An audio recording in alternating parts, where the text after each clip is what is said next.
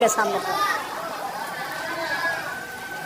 اگر یہ کسی نبی کے جانے کے بعد اس کی امت کا حصہ بن جاتی تو یہودی حضرت موسیٰ کے ماننے والے تھے، یہود کی اولاد تھے، کبھی بھی نبی ان کو بے دخل نہ کرتے. لیکن نبی کا اس سرزمین کو واپس لینا اس بات کی دلیل ہے کہ یہ امت کا نہیں، صرف پیغمبر کا حق ہے، صرف رسول کا. جب رسول اللہ نے وہ جگیر لے لی تو یہ کیا سنہ ہے؟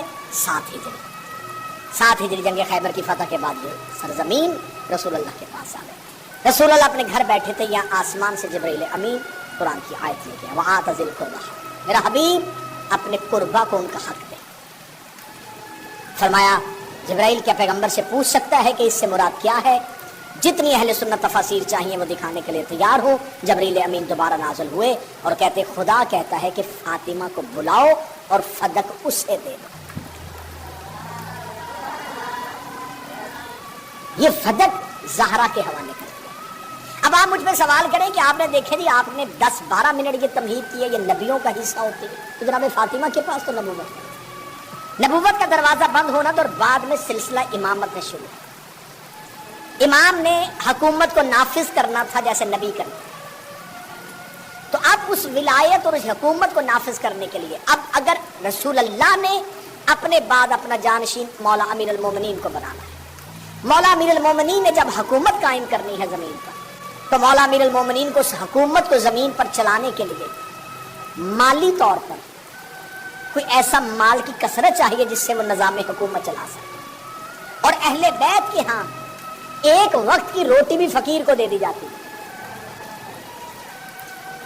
اہل بیت کے ہاں فاقے ہوتے ہیں، ان کے ہاں مال اکٹھا نہیں کیا جاتا. اب مولا امیر المومنین نے نہ ہی کوئی اتنا مال بنایا تھا جس سے وہ اتنی بڑی مملکت اسلامی کو چلا سکتے.